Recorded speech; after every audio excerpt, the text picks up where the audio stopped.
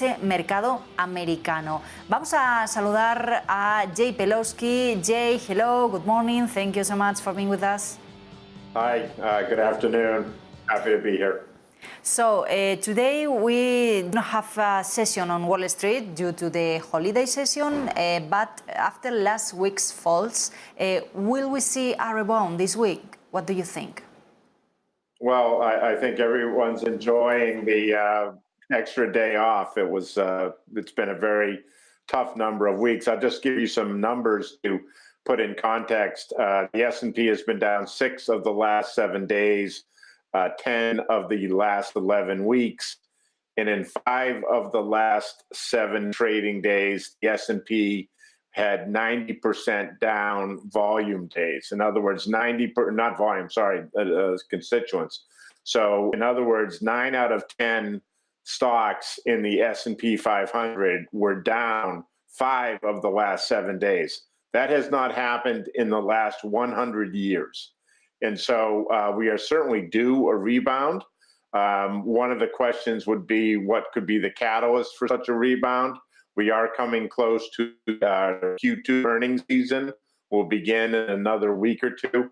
And I think there's also the prospect that energy prices may be finally starting to roll over, including gasoline prices, which I think the market will be very happy to see. And what can we expect from Powell's statements this week before Congress and Senate after Federal Reserve last moves?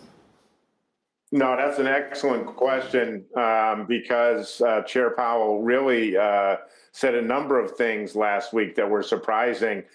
For example, he shifted the focus from the core CPI to the headline CPI. He shifted from virtually guaranteeing a 50 basis point hike to a 75 basis point hike. The Fed can sharply cut its growth estimate for 2022. It was 2.8% for real GDP growth. The Fed cut that forecast to 1.7%. So I think the Fed certainly made the point that it was going to be aggressive on inflation, and that clearly spooked the markets. It reduces the potential for a tightening cycle without recession. And without a recession, the market has already kind of done what it typically does in a bear market. If we do go into recession, the fear is that earnings are going to have to come down. We've already adjusted the valuation, the P or the price. The E, the earnings, is what people are focused on now. And that's why I said Q2 earnings in a couple of weeks, and especially the outlook for the second half of the year. I think that's what investors are going to be focused on.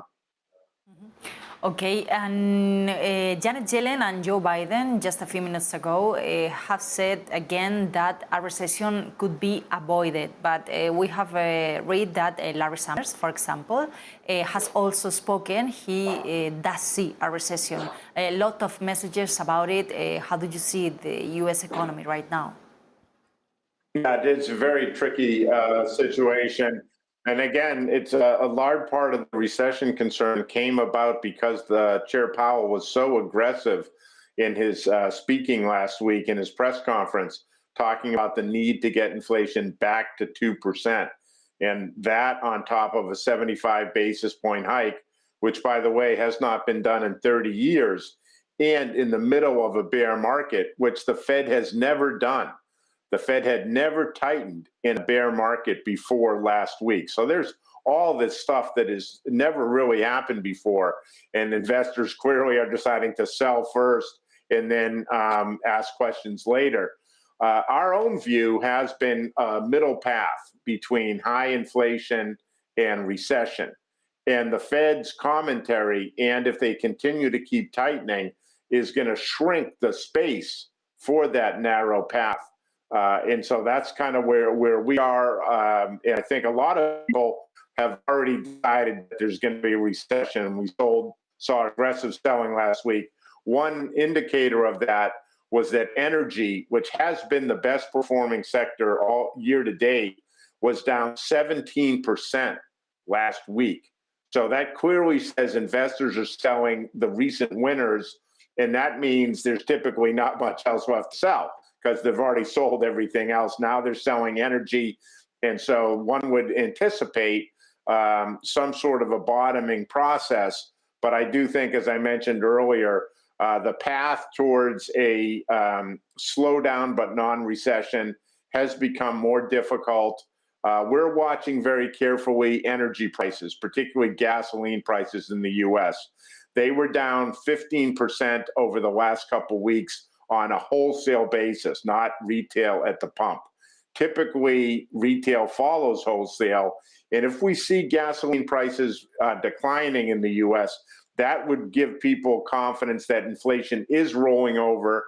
The Fed doesn't have to be so aggressive, and therefore maybe we can get through this tightening cycle without a recession. That's kind of the positive case. Okay, Jay Pelosky, thank you so much, as always. Have a nice day. Thank you. You too. Bye-bye. Bueno, pues ahí teníamos el análisis de Jay Pelosky en una jornada en la que acabamos de leer declaraciones también del presidente